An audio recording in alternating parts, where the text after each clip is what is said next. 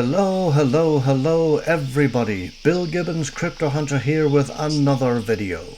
Now, I apologize for the lateness in bringing another presentation to you, but a lot has happened this year, including a spell in hospital after crashing my e-bike head first into a sturdy wooden fence. Thankfully, I was wearing a helmet and thus avoided more serious injury, but I will certainly be more careful in the future. On September 17th this year, my youngest son, Andrew, accompanied me to Okanagan Lake in British Columbia. We were joined by resident Ogopogo researcher Bill Stasek for another crack at the Ogopogo mystery. Also along on the search was cinematographer Josh Twigg and professional hockey player and the boat owner Tian Rask. Nice to have a celebrity in the team. This year the weather was extremely hot and little if anything was moving on or near the surface of the lake. Even the many fishermen on the lake were catching next to nothing. We checked out several Ogopogo hotspots such as Carr's Landing, Rattlesnake Island, Bear Creek, Paul's Tomb and Caesar's Landing. We used our hydrophones, baited promising areas, and remained eagle-eyed in each location, including frequent flyovers with our drone and underwater searches with our ROV. But to no avail. Due to the lack of oxygen, the fish remained in deeper water, thus the Ogopogo would have also remained in the depths. On day 4, which was Saturday, our boat experienced engine trouble, but we were able to find a replacement. Day 5, it was rainy and windy, so Andrew and I flew home to Calgary. Now, on discussing the possible identity of the Ogopogo with Bill Stasek, he believes there could be 2 possible unidentified aquatic animals inhabiting the lake. This is an interesting point, as descriptions of the Ogopogo vary slightly. We have considered 2 general descriptions. The animal undulates or moves up and down as it propels itself through the water, unlike fish that move in a lateral side-by-side motion. This rules out a sturgeon, an eel, a floating log, and even the occasional boat wake. Now, let us consider 3 different eyewitness encounters and the descriptions given. In 2001, marathon swimmer Darrell Ellis was swimming the length of the lake when he noticed 2 large grey objects just under the surface following him as he passed Rattlesnake Island, an Ogopogo hotspot. He described the biggest one being 20 to 30 feet in length, with the second object being smaller. They followed him for quite a while before disappearing when Darrell approached the Okanagan Lake floating bridge.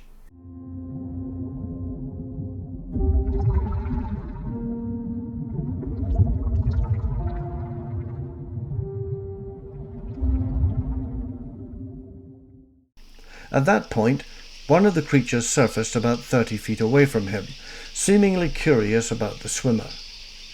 It had a large oval-shaped head and an eye the size of a grapefruit. It regarded Mr. Ellis for a few seconds and then silently slipped under the surface. Darrell Ellis's observation was painted by a local artist with police sketch artist training.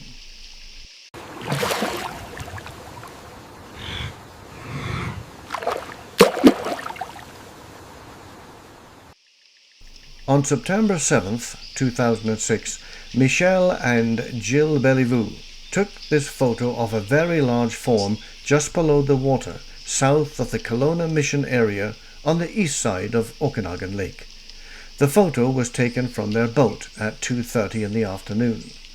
They estimated the object was about 25 feet long and approximately 50 feet from the boat. Here we can see a large body, a prominent front flipper, and a possible oval head and snout. Here is an enhancement of the original photograph for comparison. If my opinion is worth anything, it looks distinctly like a dolphin or a small whale. We shall come back to that point shortly. In October 2010, Bill Stasek received a side-scan photo taken of an object by Gene and Sandy Ralston, who are among the continent's best forensic sonar specialists. It shows a dense, elongated object, 33 feet long, moving in an undulating motion in about 124 feet of water.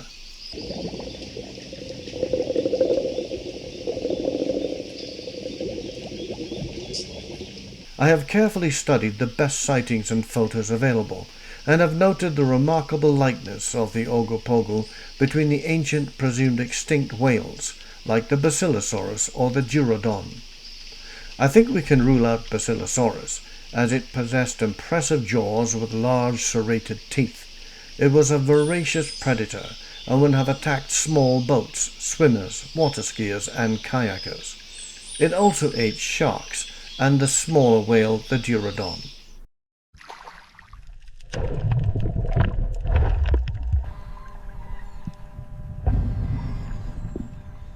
Now, don't get me wrong, I'm not saying that the Durodon is Ogopogo, but the best information and the most accurate eyewitness accounts regarding this mysterious lake animal fits a surviving early whale very well indeed. But other reports fit a longer, snake-like aquatic animal.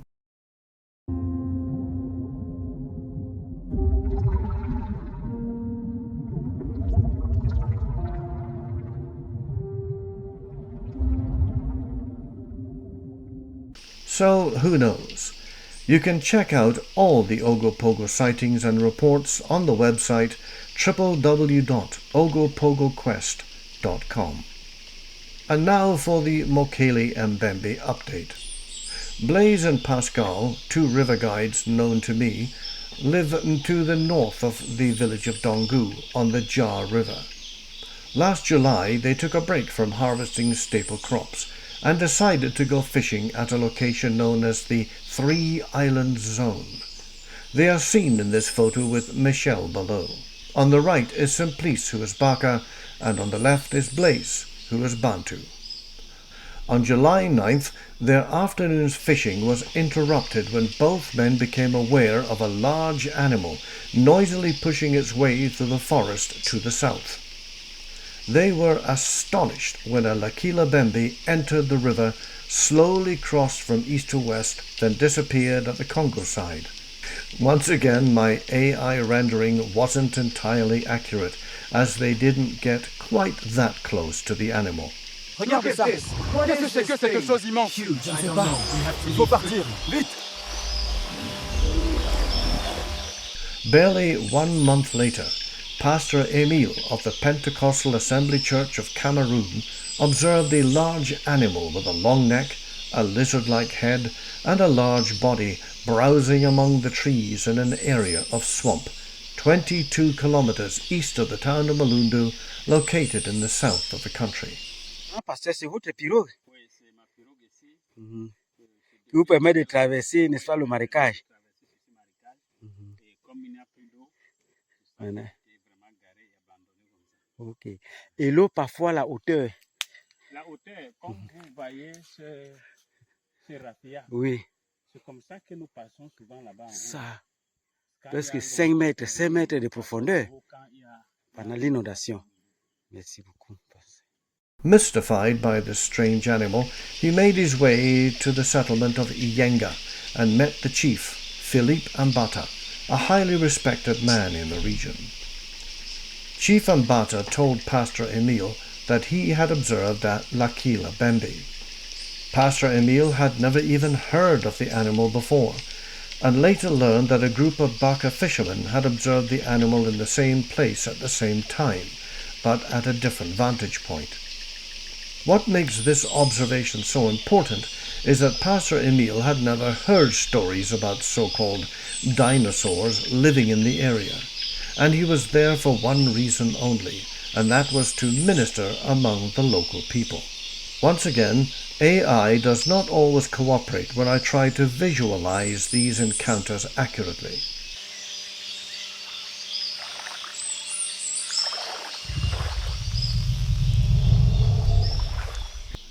Michel Below returned to Cameroon last August and prepared for a long stay. He was exploring the Jar River from north to south when civil unrest broke out over the elections. 92-year-old Paul Biya had once again managed to hold on to power, much to the dissatisfaction of a sizable portion of the population. He was first elected as president in 1982 and had held on to power ever since.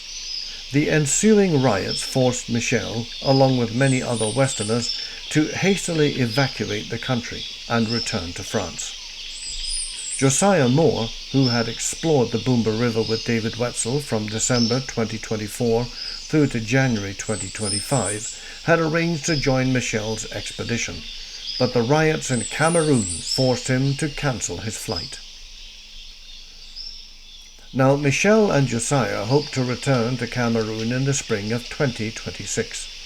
They have also invited me to participate, but the timing, not to mention the expense, is too close to a 2-week tour I will join in Scotland and Ireland, giving me the opportunity to visit Loch Ness in Scotland and the smaller lakes in Connemara in the west of Ireland, where the fearsome Dobarcoo and the horse eels are reputed to live.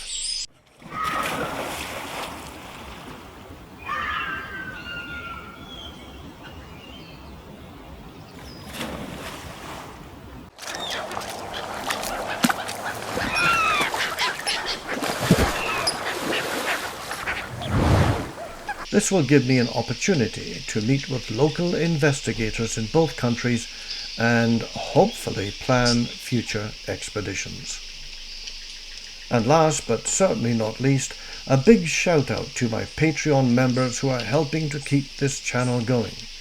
I noticed that some of your mailboxes are full, so please send me your addresses to mokelehunter@gmail.com.